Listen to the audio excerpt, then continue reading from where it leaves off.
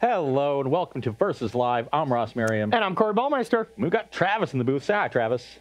Hi, Travis. I really did not expect you to play along. No kidding. I was 100%. Got to keep you on your toes, Ross. I wasn't even sure he knew where the push to talk button was. So it's been a while since we've had you, Travis. Welcome back. Thank you. Thank you. Travis will be taking all of your questions, comments, concerns, and burns in the chat. Make sure you tag at Star City Games so he can see them and send his favorites over to us. We are joining you on a special Friday edition of Versus Live. Oh, yeah. We had an entire show planned for yesterday. Get it out of there. Play some Modern, and, you know, we got the heads up that, and I guess we've known for a while, but I didn't really put it together in my head, that Ikoria preview season was literally starting yesterday. Yeah, usually starts on a Monday, so I think that's kind of why we were thrown off a little bit, because it always plays really well into our Tuesday show. Yep. So you know, our wonderful content manager, Cedric Phillips, was like, why don't we just push Versus back a day and do some Ikoria stuff? Let's get real. He was keeping it 100. Yes. Yeah. We agreed. Yeah. And so Corey and I spent yesterday in the lab brewing up some decks with the cards that were previewed yesterday. There were a lot of cards on that first day. There's usually a pretty big flood just to get people excited. And I got to say, it was harder than it usually is. It was so much harder. Okay, most of the time there is a very clear thing that I want to put into an existing shell or a shell that hasn't exactly had enough cards, and then I'm like, okay, this will be enough. This is the push that'll put abs and mid-range over the edge or something in comparison to last season when we got thrown. But these cards are just so weird, so interesting, that it was a lot tougher to figure out some shells. And we did only have, maybe 15, 20 cards to work with for yesterday. There's all the Ikoria previews that were previewed today. We were unable to get preview cards for them set up for this specific day. But with what we had to do yesterday, it was very interesting. Very interesting. Yeah, these cards have a lot of text on them. Yeah. The new abilities from Ikoria are incredibly complex. Very. And at a certain point, I just kind of threw my hands up and was like, well, we're just going to play with all of them and see what happens. Yeah. Because I don't have a great sense of, one, how powerful they are. I mean, obviously, like, they read powerfully. Yeah. Right? Yeah. They do a lot of cool things. There's a lot of text on the cards. But, how will they play out? And then how best to utilize them. There's so many options with Mutilate as a mechanic. Or Mutate. Or Mutate, not Mutilate. With Mutate, where, do I want to, you can always put it under the creature you're mutating onto, over the creature you're mutating onto? Do I want to have a lot of mutate creatures on my deck so I can get more triggers? Do I want to stack them all on top of each other, even though that, sort of gets rid of the total power that you can put on the battlefield, but, gives you a creature maybe with a ton of abilities? Do I want to put creatures on my deck that are specifically good to mutate onto, like Questing Beast that already has a lot of abilities? Or do I want to try to put more, cheap creatures, because the mutate creatures cost quite a bit? Yeah. It's so much. Yeah. And I mean, I think the one thing that I was messaging you when we were, text messaging back and forth was, I was just like, oh man, you can mutate onto this. You still get this ability. And I was losing my mind when it come to some of the different interactions when it came to mutate. But I think Companion was the toughest one for me, because we only had the three companions I think previewed yesterday. There was the Temur one that needs all evens. Yep. The Simic one that needs all expensive stuff. And the Golgari one that needs all things of one type. And the Otter that needs everything to be different. Oh, yes. Yeah. The Otter, I tried, and I am playing a blue-red deck at the end, and I started going into singleton mode, and I'm just like, no, I'm sorry, I can't do that. I almost just put the card in the deck because I do have enough spells, but we'll get to that topic a little later. But let's start with what we're going to be playing first here. So let's start with the deck that you're playing, because I think yours is really interesting. Yeah, so I'm starting with a deck that is built to utilize Luca Coppercoat Outcast. A phenomenal planeswalker. Yeah. A lot of good stuff going on here. I think most of the play that this card is going to see is generally utilizing the +1 and ramping into into the -7 into the ultimate. That's what you're doing, right? But I'm doing the exact opposite. In order to utilize the +1 effectively, you need to have it in a deck with a lot of creatures. Yeah. But if you have it in a deck with a lot of creatures, the -2 is probably not going to be as good. Yeah. You just can't control it as well. I am most excited about abusing that -2 ability. Yeah. And eventually came to realize that if I just played it in a deck that made creature tokens and has no creatures other than the one I want a -2 into, we can make it work. Kind of survival of the fittest kind of thing, right? Food chain kind of that. Kind of like Oath of Druids. Oath of Druid. That's what I was thinking. Yeah. And obviously, if my deck is making a bunch of creature tokens, then putting in Endray's Forerunners makes a lot of sense. Yeah, I love that. And one thing I wanted to bring up with what you said, where like one of the abilities works for a specific plan, one doesn't. I was struggling with Vadrock as well for that, because you want a lot of creatures to be able to mutate onto them, but then you want a lot of spells and non-creature stuff to mutate. So there was a lot of these cards in the set that have these weird feels to them, where they're kind of pulling away at different directions. So I think that was the toughest part of deck building. They're not. They're not super intuitive in how they work, so 100%. It's going to be really exciting to see how they play out today. So the shell I've put Luca into is a Jeskai Superfriends shell. A lot of planeswalkers, because we can't play any creatures. Yep. Saheeli is the big one, Sublime Artificer, because that makes tokens. Then we've got we're basically is a deck splashing for Teferi, because Teferi is just too good. Yep. It stops them from breaking up your Luca -2, which is really important. And also just a very powerful magic card. We've got our Sarkin, the Masterless, as an alternate win condition. And then the Royal Scions helps you turn dead draws, like if you've drawn an Endray's Forerunners that you can't cast, you get to discard that. And then once we have Teferi and, the cheap cantrips that this deck usually plays to set up, and the Royal Scions, I've added a couple copies of Improbable Alliance to help make more tokens. Okay. And work well early. I also have copies of Chandra Acolyte of Flame that makes tokens, helps flashback your removal spells and your ops and stuff like that. Seems wild. Yeah, so I'm really hoping this deck works well, and I hope I get to put Endray's Forerunners onto the battlefield at some point. I love it. Okay, so from my end, I'm going to be playing not necessarily a new deck idea like you have. I mean, of course, Jeskai Superfriends has been around for a while, but putting an Endray's Forerunner into play. It's a spin on Jeskai Superfriends. It's definitely a spin. So I'm going to be playing Temur Elementals, focusing on, we got 3 new cards from Ikoria so far, a couple Essence Scatters in the board. Probably not going to come in this all Planeswalker matchup, so I think we can put those back. But they literally don't cast a creature. Yeah. So the 2 new ones we get to play around with, we'll start with Vivian, the other 5-mana Planeswalker, and just the other Planeswalker right now. There is only 2 spoiled so far as that I've seen. Vivian Monsters Advocate here. It is a 5-mana Planeswalker, 3 loyalty. You can look at the top of your library at any time and cast creature cards from them. So kind of a future sight for creatures. An ability I thought is really cool here. There was a Corset creature that did this. So it's 3 and green for 3/4. Oh, Groot's Pack Leader or something like that? No, that was for the lands off the top. Yeah. I want to say it's Groot Pack Leader, or it's Groot something. It was something Menagerie. It was like Menagerie of Beasts. Oh, that was Amonkhet, Vizier of the Menagerie. Vizier of the Menagerie. That was Amonkhet? Okay. So kind of the same thing there, except this one gets has some really nice abilities to go onto it, and both of them I think are just going to be great. So when you play it, you're almost always going to be doing the +1 ability of creating a 3/3 beast with one of our fancy keyword cards here that we've created, where you can either give it a vigilance counter, reach counter, or a trample counter, as well as the -2 ability, which I think can just work out in some ridiculous fashions here. If I were to cast like a Risen Reef and -2 before whenever you cast the next creature spell, search your library for a creature card with lesser converted mana cost, put it onto the battlefield. So I could like -2, play Risen Reef, go search up this 1/2, Thunder Awakener, attack, bring something back, and just really have a very explosive turn if Vivian were to live. So I'm excited to try that. And then our next card is Aluna, Apex of Wishes. Now this is the Temur Mutate card that we saw spoiled yesterday. 5 mana to cast, but probably won't be doing too much normal casting of it. And then 5 mana 6/6 Flying Trample is not the worst. That's true. It's competing with Cavalier, but still, very good.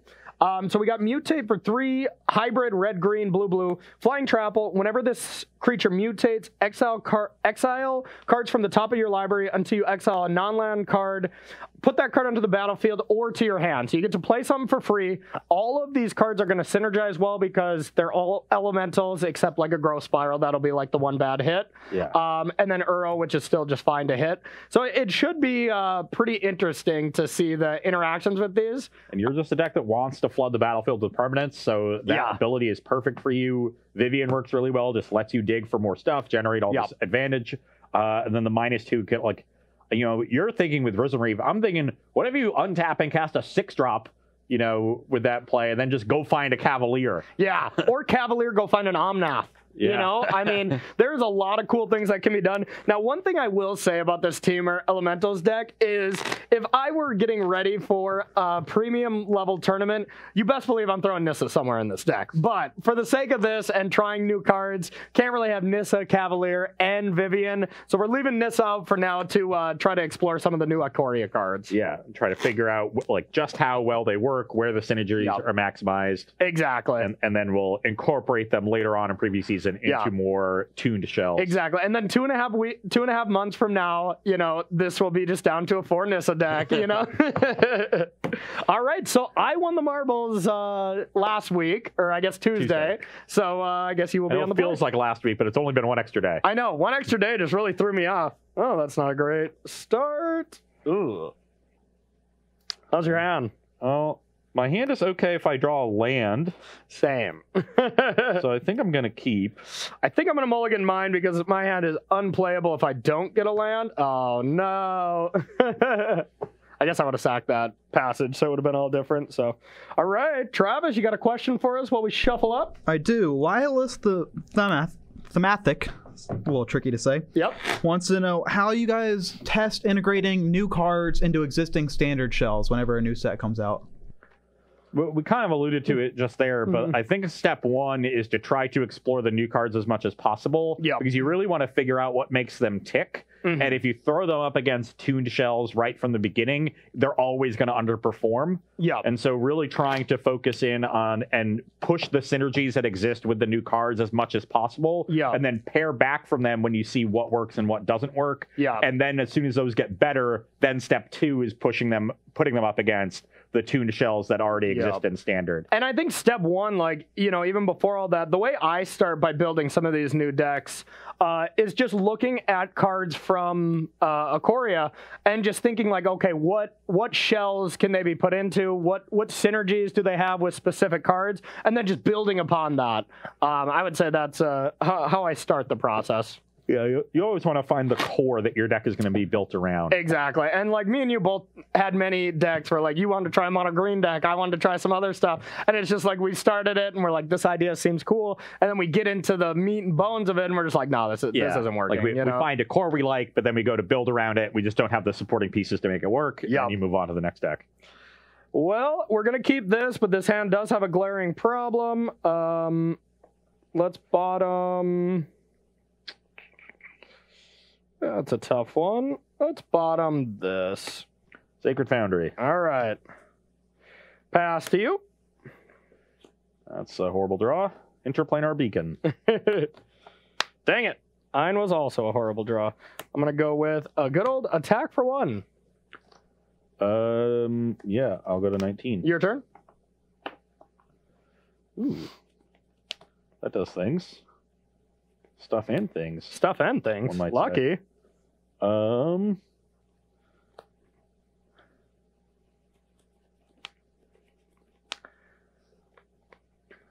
play a Saheeli and gain 2 life. Okay, sounds good. 21. Pass the turn. All right, come on. All right, we're in business. We're in business. You're at 18. 18. We'll attack that. And nothing crazy this turn, but would have loved to play that last turn. I'll pass to you.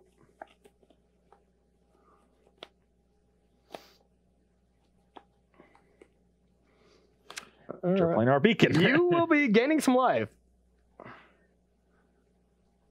So my whole goal for these games is just going to be take out Planeswalkers. Oops. All right, what do you got? I am going to play a Teferi Time Raveler, gain 3 life. Okay, you go to 24, and you get a 1/1 servo, get right? A servo. All right, there you go. And I'm going to bounce the Leaf Kindred card. Pass the turn. All right. I'm actually okay with that, because we got a nice little turn here. I'm going to take 2, Omnath that, and kill Teferi. You go to 16. Yep. Yeah. Deals to just a creature, right? Oh, to any target. Wow, okay. I'm still gonna do that to be able to pressure that. Yeah, I'm at 16, you're at 24, right? Yep. Okay.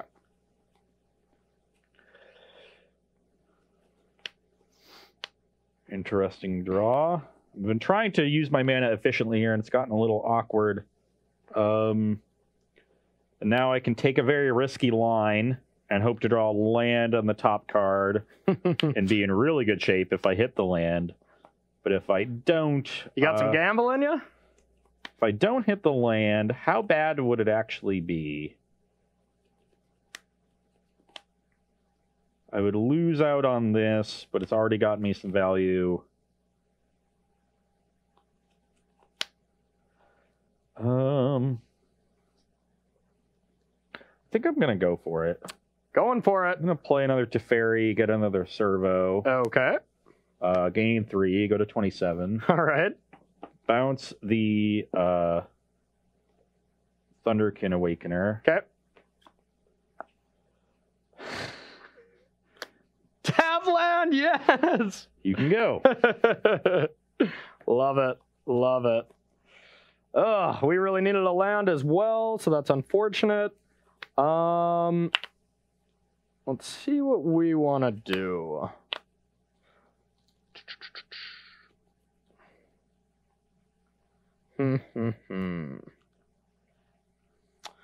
Well, we kind of only have one good play here, and that is just play the elementals that were bounced. So we're going to play Awakener, and I'll attack Saheeli. I'll chump the Omnath, have Saheeli go to 3. Okay, and play this and pass to you. Okay, that went reasonably well for us. So let's plus this. Okay.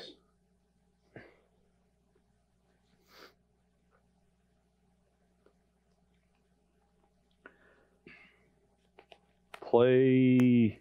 Oh, that I guess that doesn't work. So we have to do it like this.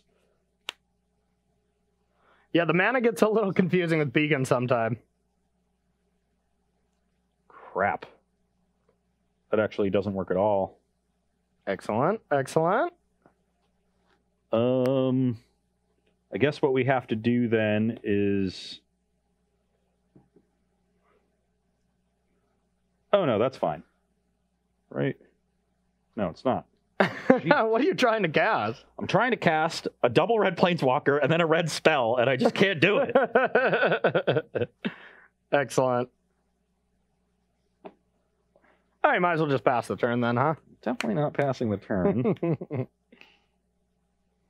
I guess I need to opt into another red land. Yeah, so that's the play I have to make. So let's get a Servo and opt. Okay. That's a red land, so we'll draw that. Okay. Then I'll shock to 25. Okay. Now I can make red X. You know, red, it doesn't matter. Okay. Another red. Play Chandra Acolyte of Flame. Okay. Get another Servo. Yep.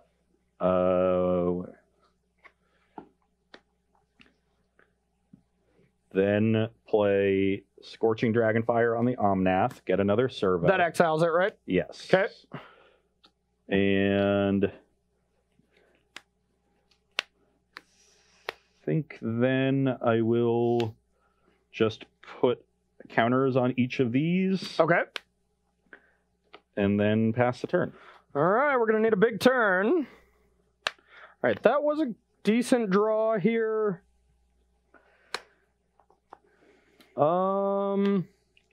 Cavalier. Because you needed your third green. Definitely could. Well, we definitely have options here. I think the only two I don't like, if we take a look at my hand, are these two. I think it's one of these creatures. Well, I mean, I think we came here to play new cards, if I'm right. All right, let's mutate. Let's figure out how to do this. So we put this on top of this. It becomes this creature's power and toughness, but still with this ability, with both abilities then, I would assume. Yeah, so it's a 6/6 flying trample, haste. Haste. And now we got to activate the mutate. Yep, so you got a non-land permanent. Okay. So play this. We'll get some elementals. Now, which planeswalker do I want to take out? Saheeli's important, as well as we could just try to deal with Teferi. We haven't been able to activate Thunder Awakeners yet. Oh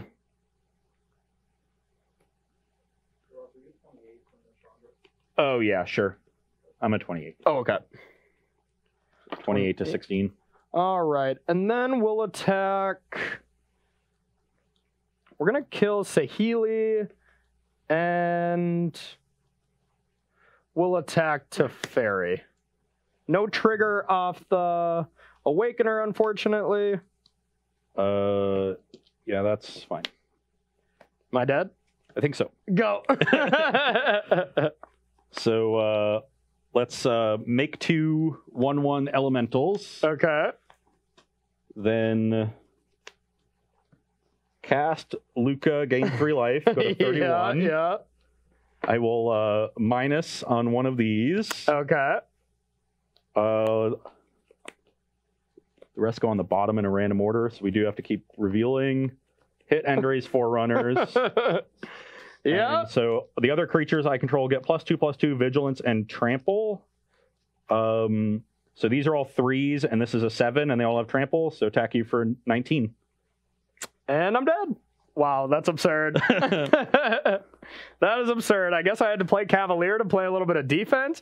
So my question is... If you don't kill the Saheeli, then I have another Endray's Forerunners and another token attacking. True. So I actually have an extra 3 power from the extra token, and then turning a token into a Forerunners is another 6. So my question... So I have an extra 9 power if you don't deal with the Saheeli. True. I just needed to get out of the gates a little faster here, so I could see this being a bit of a rough matchup. So I have a question. What if you were to gust that? If I were to Aether Gust this, I think they both go, and you choose top or bottom. For both? I think they either both have to go on top or both on the bottom, but you choose the order. Really? Okay. That sounds reasonable to me, but that sounds brutal. I'm not an expert. That sounds brutal. That is because when you get Plow Under, you get to choose the order that the lands are in. Yeah. I'm not sure. I know that's how Plow Under works. Yeah. And this seems similar because it's 2 permanents going. Wait, Ross, you're not a mutate expert yet? Normally we, the rules are pretty normal. Maybe a cool couple mechanics or whatever. But normally we're completely fine figuring them out. We need a judge in here for. I have shared the official rules video for Mutate a couple times in the chat. So if anyone wants to watch that and let us know how badly we're messing it up, we'll be watching. I'll be monitoring the chat. We might need it. All right. Well, let's do 2 pre since our sideboards aren't fully. But it would be nice to even get 3s of 5s, best 3 out of 5s going here. With these. Honestly, I don't care what happens for the rest of the day. Yeah, I got to Endray's Forerunners. I'm good. Yeah. I was waiting for Ross to draw both of the Forerunners in his hand. that was pretty nice. That's one of the reasons I put the Royal Scions in the deck, is because you get to pitch the Endray's Forerunners that you draw. Yeah. Turn them into real spells. It's another card that can put you really far ahead. Yeah. Then it worked well with Improbable Alliance. Also, when you make a couple tokens early, you can pump them and turn them into real attackers. Yeah, I like Royal Scion. And it's just a high loyalty planeswalker, you know? So they'll stick around, good with Sarkin, things like that. So my deck also has a lot of setup time too, so a bunch of planeswalkers snowballing incremental value could be a little rough. We're gonna get some sideboard ways to interact with you, as well as maybe we can just be a little faster here on the play. Someone has informed us in chat that mutates act as a single creature, so if you Aether Gust it, they will go either top or bottom together, but you would get to choose the order. So exactly what I said. All right. So exactly what I said. You nailed it. Rules expert. A broken clock is right occasionally, Ross. Exactly. Give me a burgundy shirt. Let's go. All right, Travis, you got any questions stocked up here for us while we shuffle up? I do have a few. The Freak 13 wants to know what cards you're most hyped about so far in the set. In the 5-mana Planeswalker, I really like Vivian. I'm a big fan of Vivian, as well as the Jeskai, Vadok or whatever. Vadrock, Apex of Thunder, I think is my favorite so far. I want to make that card work. And there's so many different ways. Blue-white decks, blue-red decks. Oh, yeah. A nice Jeskai deck. I don't know. All the colors on everything are really weird, too. Yeah. They can fit into multiple things. Oh, yeah. Yeah, I think Vivian is my number one as well. Yeah. I do think Luca is good just on its own, using the +1 and -7 in like a... in certain decks. That's more of a sideboard card, though, because it's kind of fighting with Embercleave as like that haymaker. Yeah. And Embercleave just, ends the game on the spot. Yeah. It'll be interesting to see. And, I mean, even Vivian might just be a bust just because it's 5 mana. 5 mana for walkers these days. Look at what you just cast. You had a bunch of 3 mana planeswalkers, and they are still dominating. So we'll see. I mean, Vivian has to be very good, which it is, but. Estheus wants to know how you think Vivian stacks up to Nissa in the current standard. Do you think she'll have to wait until Nissa rotates? I mean, that's what I would think. Nissa, when I was building this deck, if I was really trying to build a perfectly tuned deck, I'd have Nissa, and I probably wouldn't have Vivian, but... I do think that the what's the mutate card in that deck? The Temur one? Illuma? Illuna, yeah. Illuna. Yeah. That card I think is sneakily good just because of how well the body plays a mutation. Giving both flying and trample to something, and being in Simic so that you can mutate onto Hydroid Krasis or Nissa lands, and so they just get bigger. You just make it a 6/6 with the counters on it. And now this flying and trample can just help you attack opposing planeswalkers. And you get a free card. Like, you could get a Nissa off of it. I could have got a Vivian off of it or whatever, And so many times you go Nissa, make a 3/3, I have a blocker for whatever you have. Now they get to untap, mutate, make it a big flyer, attack your Nissa. Because it's a 6/6. Yeah. So I think it's very good at attacking Nissa. So I think that card is actually good just because of how it matches up against what's the only thing it doesn't match up that well with Nissa is just the converted mana cost. 6 mana doesn't match up with the turn you play Nissa. Which could be a problem, but I'm with you. I think it's awesome. Plus, it's just like a Bloodbraid Elf. Yeah. It's just like a bigger Bloodbraid Elf. It's a giant Bloodbraid Elf. It doesn't hit removal spells, but whatever. You just hit some planeswalker. Yeah, exactly. Okay, so let's get back into it. I'm going to be on the play here. Hopefully have a little bit smoother of a draw. And this is a little smoother, still a little clunky. Maybe I should have had some Paradise Druids in here, but we're still going to keep this. I'm getting pretty punished for trying to get cheeky with my castle inclusions. I'm making a bunch of tokens. Wow. There's only one. That's a little extreme there, buddy. I have one blue castle, one red castle. I put red castles in my last deck, too, which is a very blue-based deck, and we'll see.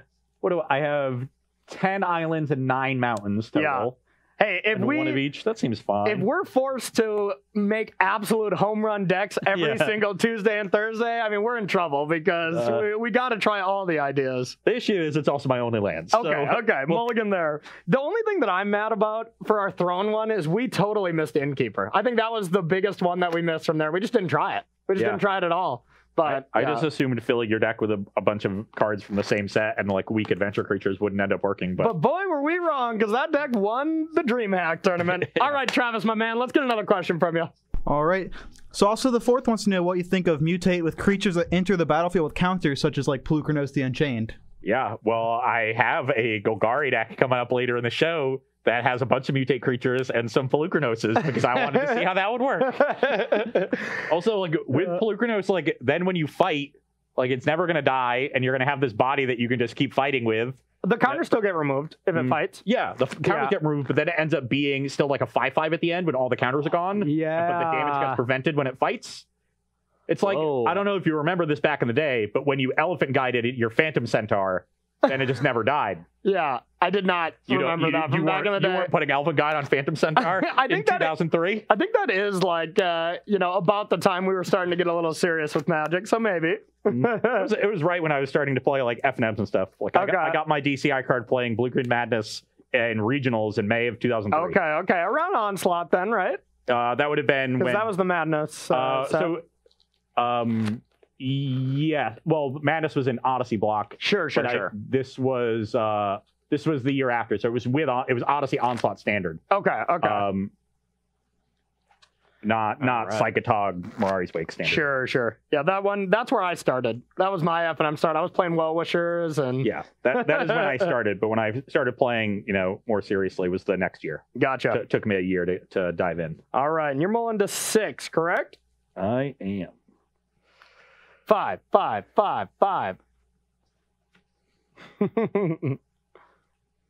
We have lands.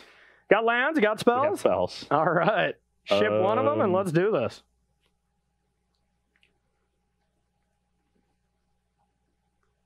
I think it's that one. All right. I'm going to scry. I don't think I mind a land here, so we'll keep that on top. Ooh, that's a neat one. Let's play a Temple of Epiphany. Okay. Do I want another land? I I actually think lands in this hand are good, so I'm going to keep that one there. Okay, and I just have a land and pass. No 2-drop again, which is unfortunate, but the rest of our hand is pretty good. I will go to 18 and play Improbable Alliance. All right. Pass the turn. Love it. Love it. Oh, drew that right on time. Okay, so we're going to take 2. 18. Go to 18. Then I'm going to go back up to 21. Euro. And just play this and pass to you. I will play Omen of the Sea. Okay. Get yourself a fairy. Think I'm going to scry Endray's Forerunners to the bottom. Good call. Good call, buddy. Good call. But this one seems fine, though. We could run afoul of some big creatures on Corey's side. Okay. But we'll draw that one and then play a tap Steam Vents. Pass the turn. Not the draw we wanted there. But we're going to start here. Really would have liked a land. We'll go with Risen Reef. Yep. Trigger. Put this into our hand. No land. Pass to you. That was a tilt. Okay, that's very good for me. That was a huge tilt. We had a nice turn if we got a land. I am going to play a Royal Scions. Okay. That's going to bring me to 19. Sure. I am going to... Let's opt. Okay. Get yourself another fairy. Yep. And I think I'm just going to pump the other fairy and attack. But okay. This card seems good.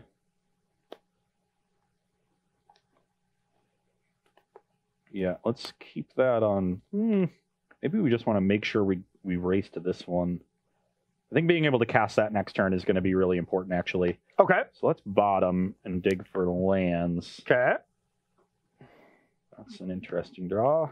And then now I'm going to loot, actually. Okay. So you're looking for a land. We'll discard Omen of the Sea. We don't really need that now with the Royal Scions going. Okay. Do I want to attack for 1 or potentially guard against that 4-drop that you have in your deck? Attacking a bunch, which would be bad because you have Risen Reef too. Yeah, I think I want to just attack. All right, I'm at 20. Okay, pass turn. Okay, untap, draw. Oh, that was the worst draw in our deck. I also had a land drop to make, right? Oh, no. No, I accelerated. 4. Yeah, you accelerated. All right, so we do have that 4-drop. So we got 3 triggers coming. So first, no land.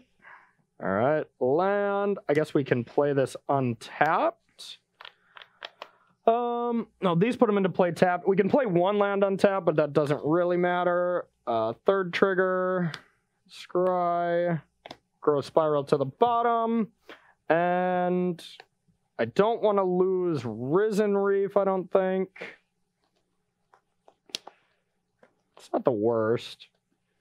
Yeah, okay, we'll send, this doesn't give itself. Oh, it does, okay. Yeah. Okay, so everything at the Royal Scion. It's interesting. Ross, they're saying you shouldn't have got a token from your Omen because you played it in the turn, and it's only your 2nd card you've drawn per turn. He played Omen. I played Omen main phase. Yeah. Yeah. Yeah. Yep. Yeah, you played that on your turn. Why are you attacking with Risen Reef into a fairy token? Who knows? It's a mystery.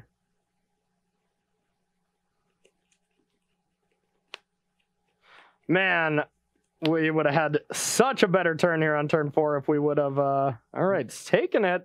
So I'm afraid. Well, I have the card. Yeah. Let's loot and get another token. It's not quite lethal yet, I would imagine.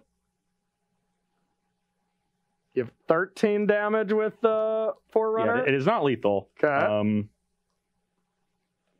We'll play Castle Embereth. I will play Luca. Okay. Exile the fairy that just entered.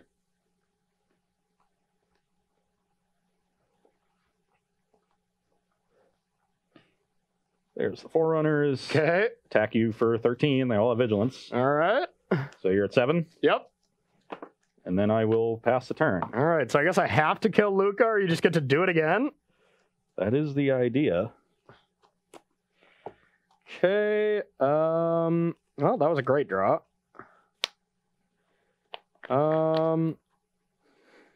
Let's see.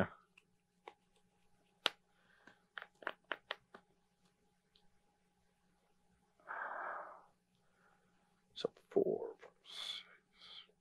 Enray's Forerunner just itself is going to be quite annoying still, but...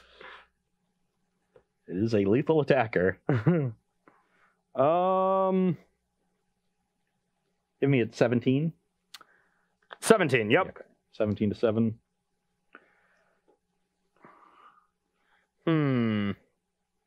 All right, we're going to go with Omnath. Deal 5 to something? Yeah. I think I just want to kill Luca here. That's a good to trigger the Risen Reef, but I guess you have to choose targets before. Yeah. You need that. Well, I think we just have to kill Luca, so let's do that. Trigger. Put this into my hand. Then we'll play Druid, trigger Risen Reef. So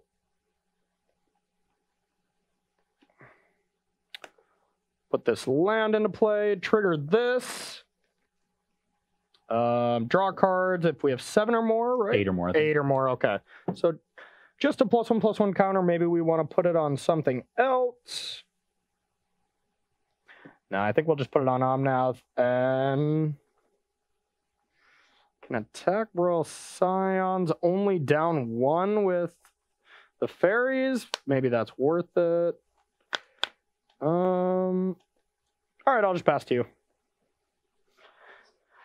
I don't feel good about this game. Probably dead right now. Yeah, I kind of think you are. Yeah. So if this pumps here, and then I activate the castle. 10, 11, So 12, this 13, would be 10. You'd be at 3 essentially from the flyers. Yep. So you need to soak up 7 here. which I can do. You need to soak up 8. Yeah, and the first strike damage is not going to be friendly to me, but okay. So yeah, plus here attack. These no longer have vigilance. Okay. All right, so this is a 9. Yeah, right? it's gonna. I'll activate the castle. It's gonna be 10. Yeah, so that's a 10. 4. So I'm going down to 3. So I'm sure have to block 4, 5, 6, 7. So this is currently exactly lethal. Yep. Because this is a 10, so you're taking 3 from here and 4 in the air from the fairies. Sure. See if there's any way we can get out of this.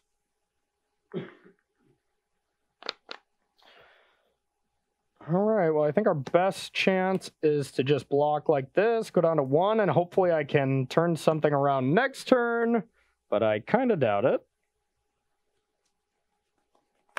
All right, let's do that. Okay. Kill the 0-3, you're dead. Okay.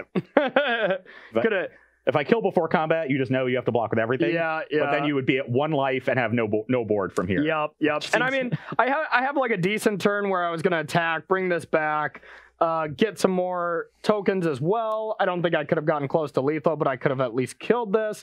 The real tilt is I kept a hand with Vivian, 4 lands, Uro, and I on turn 4 would have played it, and instead I just drew 2 more Vivians. So that was a huge tilt. You stumbled once in both games, and that really gave me the time to set up and just go for the combo instead of having to sit here and play a more interactive game and maybe combo later. Made the games a lot easier from my side. Yep, agreed, but that was really sweet. That was really sweet. Bringing in boars with Luca is quite impressive. It's kind of messed up that like you do it the first time, and then all your things have vigilance, and so it's hard for them to attack the Luca down, and you just get to do it the second time the next I didn't even think about just redoing it again. Like, that's absolutely messed up. So we're going to take a short break here. We're going to head to sideboarding. I got some negates at least coming up ready, prepared for you, and some Essence scatters, so look out for that. We're going to take a short break, and then we'll be right back here on Versus Live. All right, and welcome back to Versus Live here. We are sideboarding against that, whatever you call that. I don't know. Jeskai Superfriends.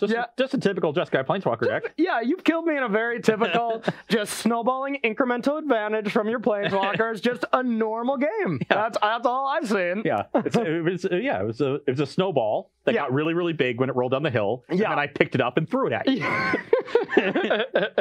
And then I was ended and raised. Okay, so from my end here, from Temur Elementals, featuring a couple new expensive Ikoria cards, we are going to lower our curve a little bit here, bring in Negate to deal with, every permanent in your deck. I mean, literally all of them, because you can never cast Enray's Forerunner.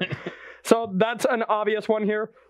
Legion Warbots to just try to be a little bit more aggressive, because this is the one problem that Temur Elementals has had. Do you remember about the time of SCG Philadelphia, like the first one when I came? Temur Elementals was kind of the new hot thing, but then there were these decks that were going over the top with the Scapeship deck. Dinos were just kind of going over the top. Like, everything was doing bigger things and kind of going faster. Or getting underneath it. Like, they were getting them from either side. Yeah, or vampires. Yeah, so it just didn't really find a very good home in the metagame.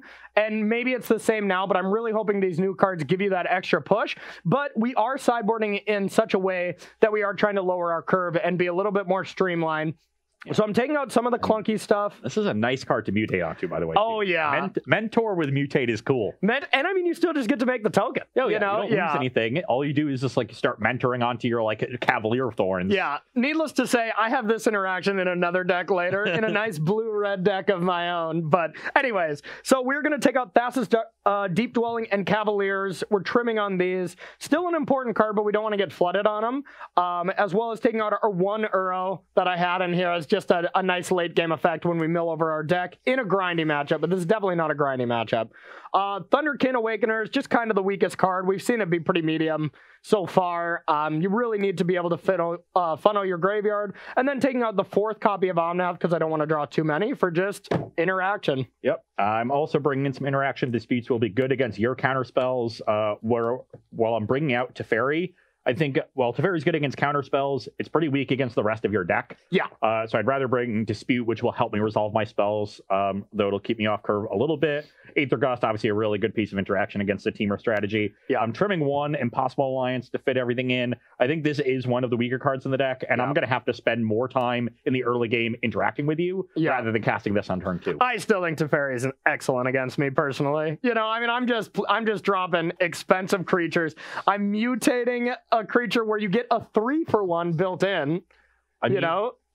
But then, like, I mutate the creature, then you just get the 2-for-1 back at me while putting it onto the battlefield. Over the course of, like, the next 3 turns, you know? Like, I don't know. I still think Teferi is going to put all these mutate cards into a real reality check the first time it gets on those queues in Arena.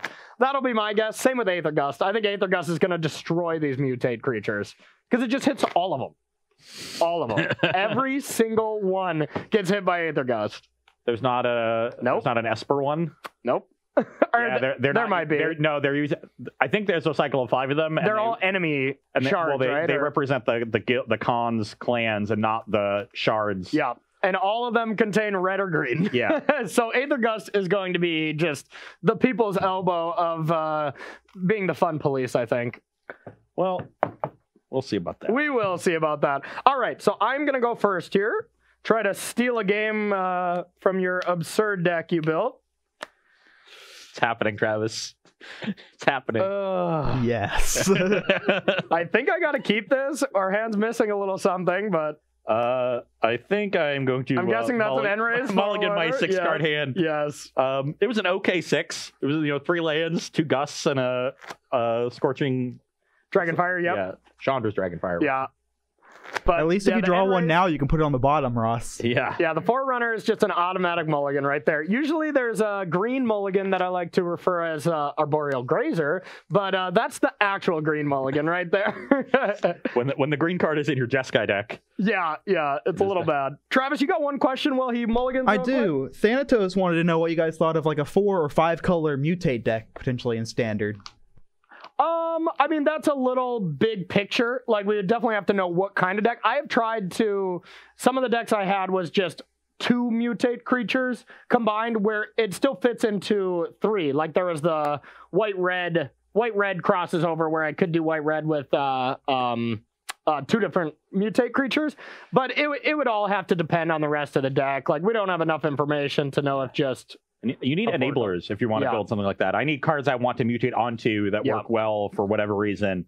And I haven't seen a lot of those yet. And we're going to see them in Ikoria. I mean, it's really weird how they work with Ikoria because it's really weird how Ikoria or just preview seasons in general work with us for Versus Live because they always spoil the very powerful, impactful cards right away and then the ways to make them work later. So we're always, our first couple shows, just trying to throw in these insanely powerful things without the ways to truly make them work. So it always adds for a little element there. I'm going to put my Omen of the Sea on the bottom. I just don't think I'm going to have time to cast it. I'll pass to you. My hand is going to be great if we can get the right draw here off the top. Yeah, I like that card quite a bit. Okay.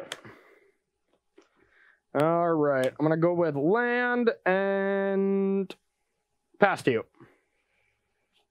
I will shock to 18 and pass the turn. All right. Growth Spiral. That's fine. Draw. No land. Come on. This deck is not being friends with me right now. I'll pass to you. You probably have an Aether Gust ready for me anyways.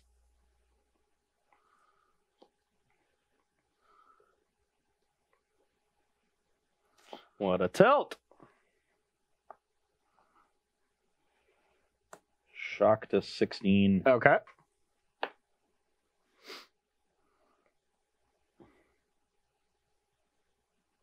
Play a Saheeli. At least we do have the negate for that. Pass. Come on. No. I'll Growth Spiral. Right on time now. Pass to you. Just the most awkward sequence of draws. Improbable Alliance. Okay. Opt. Yep. We can safely scry that land to the bottom. Okay. Make a fairy token, and then play another Temple of Epiphany and scry. Okay. And I will leave that on top. All right, done? Yep. Well.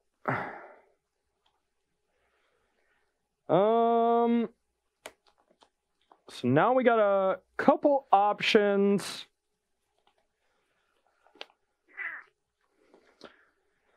I'm kind of thinking we just get this into play. This might not be terrible either. Yeah, we'll play Omnath and kill this. Pass to you.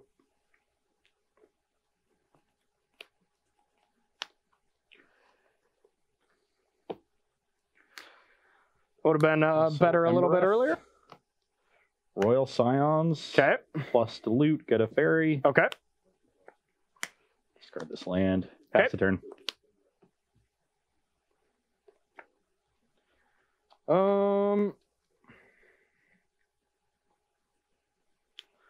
Well, I'm pretty sure you have an Aether Gust here, but there's not much I can do about it. So we're just going to slam a Legion Warboss.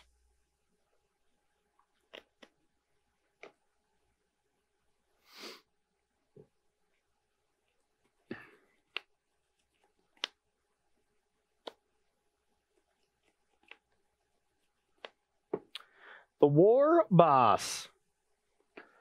Could have just Scorching Dragonfire, I guess, too, and both are pretty decent targets. Yeah, I will gust the War Boss. Okay. I need the land, so we're going to put that on bottom, and I'll attack Royal Sound. Go to 3. Go. Loot. Okay. Get a fairy. Yep.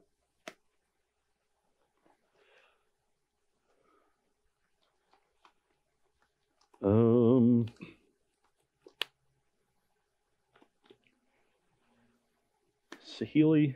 Okay. Scorching Dragonfire, the Omnath. Get a servo. I am toast. And attack for 1. All right, 19. Pass the turn. Okay. All right. Got a land, which is not bad. Well, let's see how good Vivian is. You're at 17. Oh, I guess it'll just die, huh? It'll just die to the pump of the Royal Scions. That's much more. No, you make it 3/3 blocks to servo. Yeah, but then you just give one of these tokens +2, and then attack. Oh, it's only on 4. It's only on 4. On 5. Vivian does just go. That's not a typo, right? Vivian does just go up to 4. Yeah, you know it does. Yeah. You're right. Okay, so we'll go Cavalier instead. So I'll go to 17. 2, 3, 4, 5. Bricked on land, of course. Yeah. Pass to you. Don't think it mattered. I've got the Luca. Okay. Oh, no, I have a second one. Okay. Oh, I was like, yes! That would have been awesome. Do I dare risk looting? Because I want another... hold on. So I play Luca. I get a servo with the Sahili. I exile that new servo. Yep. Get the other Enderace Forerunners. You can make one more token, too. Well, I don't want to loot because I don't want to draw the second Enderace Forerunners. Oh, yeah, you're right. So, but what I can do is then have this servo copy the Forerunners. Then it'll be a 9/9, and the Forerunners will be a 7/7. That's 16. I can pump one of them. That's 18, plus 2 more, or plus 6 more. So that's 24. Yeah. And then this stops 6, and you're at 17. So you take 18. All right. Yeah, so that just kills you. Yeah. Okay. I mean, my draws were just so awkward. Just in case somebody didn't follow that, yeah. I'll just do it out. Yeah. So I get a servo off the Sahili when I cast Luca. Yep. Then I -3 this new servo away. Uh-huh. I hit whatever the last Enderace Forerunners is. Yeah. Did you side it out? Here's my out. Yeah. Here's my out. You accidentally sided it out. So now this triggers. Yep. Everything gets pumped. I will have the servo copy the Forerunners. It's still a 7/7 that got pumped by this. So this is now 9/9. Yep. This is a 7/7. I'll plus using the second ability of the Royal Scions on the 7/7. So they're both 9s. That's 18 already, so I'd have to block this, but then you have an additional 6 coming in. Yeah. So this soaks up 6 of the trample of the 18. That's 12. These are both 3s. So I'm taking 1 over lethal. Taking 18 total. Yeah. My opener had Growth Spiral, Negate, 2 Legion War Bosses, 2 lands. Just needed to hit a land on curve there. But yeah, very impressive from this Jeskai just abomination here. I mean, it's great. Luca just seemed insane as a combo piece. Yeah. It ends up being like even more busted. So what happens is most of the time this deck needed to run away getting Planeswalkers on the battlefield, so Sarkin. But then your opponent spends all this time attacking your Planeswalkers, so that doesn't happen. And if they do that, you just let that happen. You have these board of tokens, and you just Luca them. Yeah. Or block if you really need to, or block and Sarkin them. Yeah. So you can go either way, and your opponent doesn't know which one you have. And I mean, against, maybe like blue-green that we're going to be seeing, just being able to have Narset as well, that shuts down the static. Yeah. I don't have Narset my main because that's where the Royal Sound came. No, but that's what I'm saying. In your sideboard, they're great. Yeah. You should still probably have them in the main, though. Realistically, you are an all non-creature deck. I mean, Narset is going to be great. But, what I would be afraid from that deck is like mono red, something like that. Oh, that's why I have 3 melees, 2 flame sweeps. And even Clarions you can get, you can go Jeskai control that. I only have 8 white sources that cast Clarion in the deck. But I mean, we could adjust all these numbers, And we didn't really see the Temur deck do its thing. A couple awkward draws with lands, not hitting our land drops and stuff. Got to mutate once, and it looked pretty good, except you died on the backswing. Exactly. Yeah, it looked a little clunky though, so maybe we had to go back to the lab on that one. But yeah, it's possible you need to if you want to take advantage of that, you need to just be more defensive early in the game. Yeah, and play different interactive tools as opposed to ramping into it. Yeah, and then trying to I just can't imagine. Making my questing beast a 6/6 flyer with trample and death touch that then just attacks them every time and kills even bigger planeswalkers. Yeah, oh my. That does seem insane. Yeah, so maybe that's something we want to do with mutate. I'm just interested. You're playing with all the mutate cards across your 3 decks. Yeah. And I just want to see how they play. I'm sure there's elements of them that we've missed. What works really well to put it on. What matters? What do you really need to work to enable? Things to put it on. Things to abuse the triggered abilities. More mutate creatures to get extra triggers. There's all these different ways to take it, and it's just unclear what the best way. But I mean, one of the things I love the most about mutate and all the conversations we're having right now is the only thing that I dislike about late game standard is just the replayability, right? Because games kind of are the same. But with mutate, so many different situations are going to arise, and that's really good for replayability, and that makes a set really fun, So I have high hopes for this, but we have a lot of Magic to get to, and we have... one question before you absolutely. You got it. So Saiyan Goomba did comment in chat that mutate is just a modern day banding Yeah, pretty much. Just as complicated. But then I did have a question for Ross. Doomsday, or DC, it's Doomsday with C's instead of zeros. Sure. Wanted to know why you weren't playing the Elspeth in your deck. Which like the Sun's Nemesis that makes 1/1. I just think a white card was going to be too difficult to cast given the mana base that I had. Yeah. And I want I really wanted to make the mana good because we're playing a lot of early spells that you need the non-planeswalker mana to work with. You can, I think, build it to be full Jeskai, and then the Elspeth Sun's Nemesis makes some sense making tokens, but it's ultimately just not a great card. And you have other better token makers. Yeah. The Jeskai mutate creature could be kind of spicy in your deck too. Like if you get enough creatures, just bring back Teferi 3s and stuff like that. It might just be a little too cute, but no, it's definitely. Oh wait, you can't do it. You need Luca. You can't have creatures. Oh yeah, that was the issue. But I think just because Escape is so powerful, I would like that card in very small numbers. Like just one. Yeah. It's really good going long to set everything up. And it is pretty nice going that into Luca, because you make 2 tokens the turn you play Elspeth, and then you make 2 more, and then you go Luca, and that's lethal right there. You don't even need any other help. Luca or the Endrace Forerunners doesn't give them haste, right? So you can only attack with one of them. Oh, okay. Yeah, it gives them Vigilance and Trample. The Forerunners has haste itself. But if you had like Saheeli into Elspeth, into Luca, then you can jump Endrace Forerunner with Elspeth. Yeah. I'm sure it'll be fine. Yeah. Oh yeah. A lot of fun stuff to do, but now we're having a very interesting. We wanted to showcase kind of a mirror match of 2 different ways to use a companion. We're not even going to spoil which companion it is, but you best believe we will both have a companion on our side at the start of round 2. We're going to take a short 5-minute break, and then we'll be right back here with Versus Live.